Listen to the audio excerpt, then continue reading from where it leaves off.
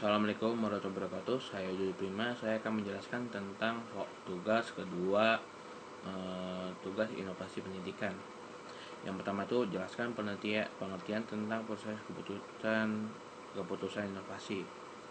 Nah, proses keputusan inovasi itu ialah proses yang dilalui individu, mulai dari pertama tahu adanya inovasi, kemudian dilanjutkan dengan keputusan setuju terhadap inovasi, penetapan keputusan menerima atau menolak inovasi, implementasi informasi, dan konfirmasi terhadap keputusan inovasi yang telah diambil. Terus yang kedua itu apa saja faktor yang mempengaruhi proses inovasi pendidikan.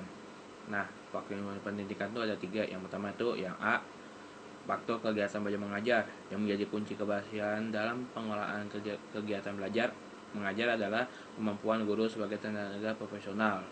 Yang B, faktor internal dan eksternal. Nah, satu keunikan dari sistem pendidikan ialah baik pasangan maupun klien dalam kelompok manusia. Terus yang C, sistem pendidikan dalam penyelenggaraan pendidikan di sekolah diatur dengan aturan yang dibuat oleh pemerintah. Penanggung jawab sistem pendidikan di Indonesia adalah Departemen Pendidikan Nasional yang mengatur seluruh sistem berdasarkan ketentuan-ketentuan yang diberlakukan. Yang ketiga itu jelaskan mengapa dalam proses inovasi tidak dapat berlangsung seketika, harus membutuhkan jangka waktu yang panjang. Nah, proses keputusan inovasi itu bukan kegiatan yang dapat berlangsung seketika, tetapi merupakan serangkaian kegiatan yang berlangsung dalam jangka waktu tertentu, sehingga individu atau organisasi dapat menilai gagasan yang baru sebagai bahan pertimbangan untuk selanjutnya akan menolak atau menerima inovasi dan menerapkannya. Yang keempat itu sebutkan dan jelaskan ciri pokok keputusan inovasi yang membedakan dengan tipe keputusan lainnya. Ada 3 tipe keputusan. Yang pertama itu keputusan inovasi opsional, yaitu pemilihan menerima atau menolak inovasi berdasarkan keputusan yang ditentukan oleh individu secara mandiri tanpa tergantung atau terpengaruh dorongan anggota sistem sosial yang lain. Terus yang B, yang kedua, keputusan inovasi kolektif, yaitu pemilihan untuk menerima atau menolak inovasi berdasarkan kesepakatan antara anggota sistem sosial.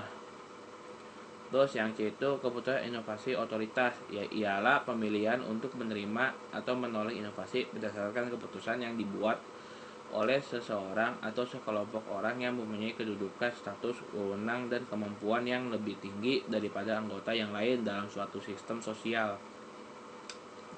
Yang kelima itu Jatman, Duncan, dan Holbach membagi proses inovasi dalam organisasi menjadi 2 tahap, yaitu tahap permulaan dan tahapan implementasi.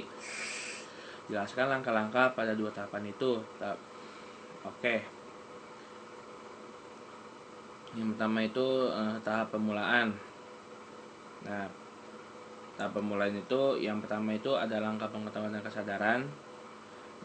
Jika inovasi dipandang sebagai suatu ide, kegiatan atau material yang diamati baru oleh unit adopsi, maka tahu adanya inovasi menjadi masalah yang pokok. Terus yang kedua tuh langkah pembentukan sikap terhadap inovasi. Dan tahap ini anggota organisasi membentuk sikap terhadap inovasi. Dari hasil penelitian menunjukkan bahwa sikap terhadap inovasi memegang peranan yang penting untuk menimbulkan motivasi untuk ingin berubah atau mau menerima inovasi. Terus yang kedua itu tahap implementasi. Tahap implementasi itu langkah-langkahnya itu yang pertama langkah awal implementasi. Pada langkah ini organisasi mencoba menerapkan sebagai inovasi. Misalnya setelah dekan memutuskan bahwa semua dosen harus membuat persiapan mengajar dalam mode satuan macam perkuliahan, maka pada awal penerapannya setiap dosen diwajibkan membuat untuk satu mata kuliah dulu sebelum nanti akan dilakukan untuk semua mata kuliah. Terus yang langkah kedua, langkah kelanjutan pembinaan penerapan inovasi.